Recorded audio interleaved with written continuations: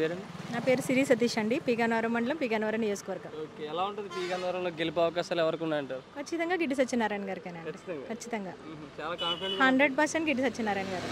ఎలా చెప్పగలుగుతున్నారండి అంత కాన్ఫిడెంట్? ఆయన చాలా ఉన్నతమైన వ్యక్తి, చాలా ఉన్నతమైన విలువలు కూడిన కలిగిన వ్యక్తి అండి. ఉన్నతమైన విషయం. అవును. ఎలా ఎలా చూసారు మీరు? అంటే పదవిలో ఏం లేదు కదా ఆయన, ఇప్పుడే కదా రాజకీయంలోకి రావడం. మేమెవరో కూడా తెలియక ముందు కూడా ఆయన ప్రతి సాటర్డే, సండే హైదరాబాద్ నుంచి వచ్చి వాళ్ళ సొంత గ్రామానికి వచ్చి అక్కడ ఉన్న సొంత గ్రామంలో ఉన్న వాళ్ళందరికీ కూడా ప్రాబ్లమ్స్ సాల్వ్ చేసే వ్యక్తి అండి. రాజకీయంలోకి వచ్చాక ఇంకా మంచి చేస్తారనేది మా ఒపీనియన్. ఏం సాల్వ్ చేశారు? ఏం ప్రాబ్లమ్స్ ఆయన వరకు వెళ్ళాయి? లేని వాళ్ళకి హెల్పింగ్ అవ్వడం, లేదా పెన్షన్స్ రాని వాళ్ళకి పెన్షన్స్ ఇప్పించడం, ఇలా చాలా కార్యక్రమాల్లో ఉన్నారనేది మాకు ముందే తెలిసిందండి. వ్యక్తిగతంగా ఎలాంటి వాళ్ళు అంటారు గిడ్డి సత్యనారాయణ గారు? చాలా మంచి వ్యక్తి. మెయిన్ ఆయన రావడం వల్ల మా వీర మహిళలకి అండ్ మహిళలందరికీ కూడా జీవనోపాధి కలిగించడానికి, అలాగే కుటీర పరిశ్రమలు పెట్టడానికి చేస్తానని ఆయన మాట ఇచ్చారు మా అందరికీ కూడా. ఖచ్చితంగా మా వీర మహిళలకి, మహిళలందరికీ, తెలుగు మహిళలకి అందరికీ కూడా చాలా ఉపయోగపడతారని అనుకుంటున్నాను. పథకాలు తీసుకునే మహిళలే అయ్యి ఉంటే మరి మహిళలు ఖచ్చితంగా జగన్మోహన్ రెడ్డి గారిని కాదని గిడ్డి సత్యనారాయణ వైపు వచ్చే అవకాశం. అసలు చాలా వేరియేషన్ వచ్చిందండి. ఇప్పుడు అందరూ కూడా వ్యతిరేకతతోనే ఉన్నారు జగన్మోహన్ రెడ్డి గారి మీద. ఖచ్చితంగా ప్రతి మహిళ ఓటు మా గిడ్డి సత్యనారాయణ గారికి పడుద్ది. మహిళలందరూ గిడ్డి సత్యనారాయణ ఖచ్చితంగా. అంటే ఓన్లీ పథకాలు తీసుకునే అంటే కాపు మహిళలు మాత్రమే ఉన్నారని చెప్పేసి కూడా ఇలా ప్రచారం చేస్తాం. అలా ఏం లేదండి. అన్ని కులాల నుంచి కూడా మహిళల మద్దతు మొత్తం అంతా కూడా మన పీగన్నవరం నియోజకవర్గంలో గిడ్డి సత్యనారాయణకి మాత్రమే ఉందండి.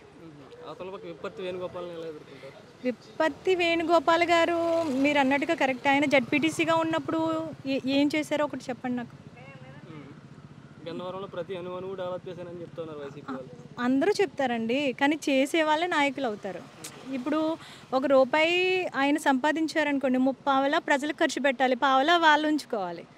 అదే కాకుండా గిడ్డి సత్యనారాయణ గారు ఒక రూపాయి వచ్చినా ఆయన తీసుకోకుండా ప్రజల కోసం ఖర్చు పెట్టే మైండ్ సెట్ ఉన్న వ్యక్తి గిడ్డి సత్యనారాయణ గారు. చేతి మీద టాటూ అండి. జనసేన అండి, చాలా ఇష్టం నాకు. పవన్ కళ్యాణ్ గారు అంటే అవునండి. ఎందుకంటే పవన్ కళ్యాణ్ ఆయన ఆశయాలంటే చాలా ఇష్టం అండి. ఆయన చాలా చాలా మంచి వ్యక్తి.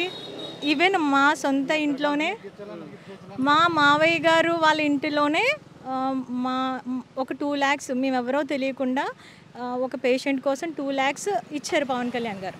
మా వారికి అభిమానం. ఆయనే కారణం నేను రాజకీయాల్లోకి రావడానికి.